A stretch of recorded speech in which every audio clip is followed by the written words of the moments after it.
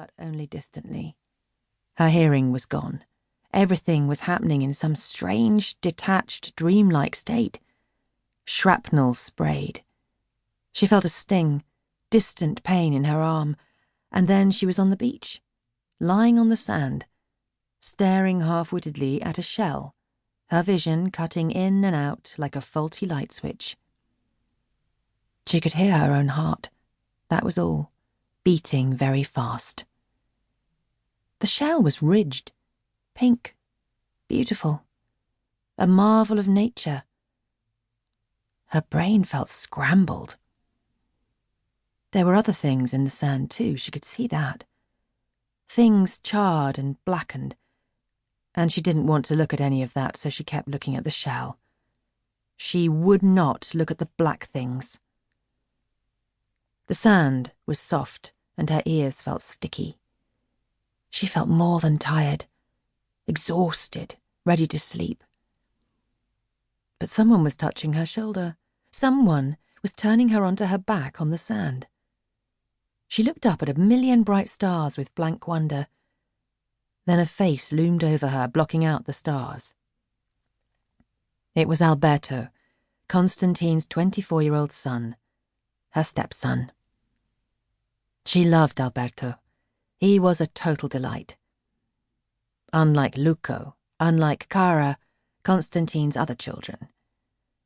Now Alberto's face was twisted in anguish. There were smears of soot on his chin. He was touching her cheek, checking that she was breathing. He was mouthing words, but she couldn't hear them. "Are you all right?" She could read his lips. All right?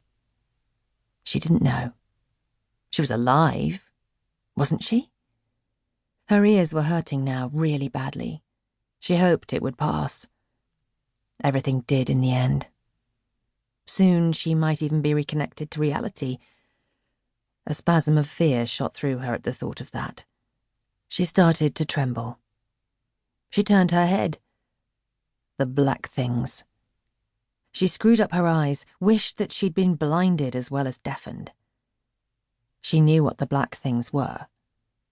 One of them was a hand, charred so badly it looked like a mummified claw, propped up in the sand not a meter from her head. There was a ring on one of the bent, scorched fingers. The gold was tarnished. The diamond stars studding it were hidden beneath blackness. Somewhere inside her, she felt a scream building, but she hadn't the strength to release it.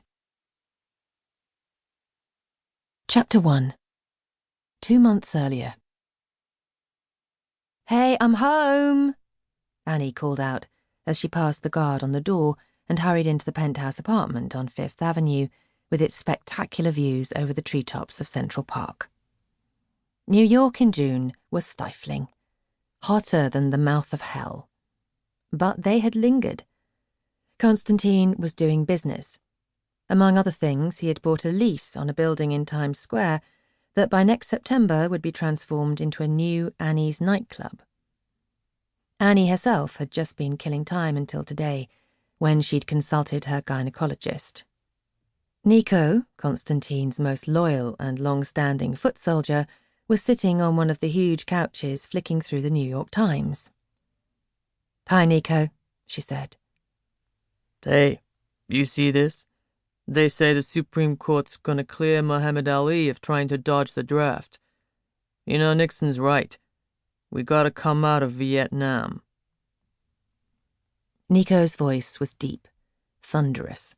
It seemed to come from somewhere down in his boots. She glanced over his shoulder at the headlines. It constantly amazed Annie how fascinated and involved with politics the Americans were. None of her English pals gave a stuff about it, and neither did she. But even she could see that Vietnam was a mess, and one that would have to be resolved soon. She nodded in the direction of the study. The apartment was massive and old colonial in its style of decor. It was one of only 2 apartments on this floor, with full-service, white-gloved doorman, concierge and elevator operator. "Is he free?" she asked. "For you?" Nico rose.